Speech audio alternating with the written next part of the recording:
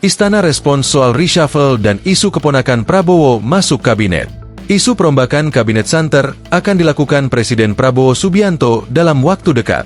Satu menteri yang dikabarkan akan dirombak, yakni Menteri Luar Negeri Sugiono. Sugiono diisukan akan digeser menjadi Menteri Koordinator Bidang Pembangunan Manusia dan Kebudayaan, PMK, menggantikan Pratikno.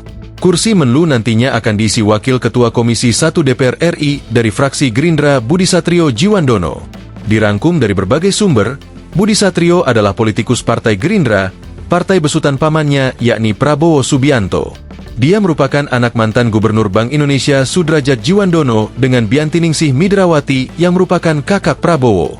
Politikus kelahiran 25 September 1981 ini merupakan lulusan Clark University dalam bidang Government and International Relations. Budi Satrio telah terlibat dalam kepengurusan Partai Gerindra sejak awal dan pernah menjadi Ketua Bidang Investasi dan Pasar Modal DPP partai tersebut. Pihak Istana melalui Menteri Sekretaris Negara Prasetyo Hadi mengatakan Presiden Prabowo Subianto belum memiliki rencana melakukan perombakan kabinet. Menurutnya belum ada pembicaraan di Istana mengenai reshuffle kabinet dalam waktu dekat. Belum ada, kata Prasetyo di Istana Kepresidenan Jakarta, Rabu, 28 Januari 2026. Prasetyo menanggapi singkat terkait pernyataan Ketua Komisi 1 Utut Adianto yang menyebut bahwa Budi Djiwandono akan masuk kabinet. Ia hanya mengatakan bahwa belum ada pembicaraan tersebut. Belum, katanya. Budi Djiwandono buka suara terkait kabar dirinya bakal menjadi bagian eksekutif atau pemerintahan di Kabinet Presiden Prabowo Subianto. Ia menegaskan bahwa masih tetap bertugas di Komisi 1 DPR RI. Nggak tahu. Makanya tanyakan pada Pak Utut. Tugas kita tetap sekarang di Komisi 1, kata Budi ditemui di Kompleks Parlemen, Senayan, Jakarta, Selasa, 27 Januari 2026. Ketua Komisi 1 DPR RI Utut Adianto memberikan sinyal kuat mengenai masa depan politik Wakil Ketua Komisi 1 DPR Budi Satrio Djiwandono.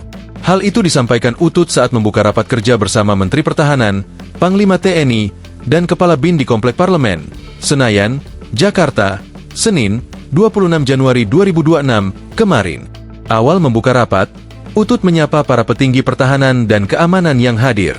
Namun, suasana menjadi menarik saat ia memberikan kode bahwa rekan pimpinannya yang duduk di sebelah kanan, yakni Budi Satrio Djiwandono, diduga kuat akan segera berpindah tugas ke jajaran pemerintahan atau eksekutif.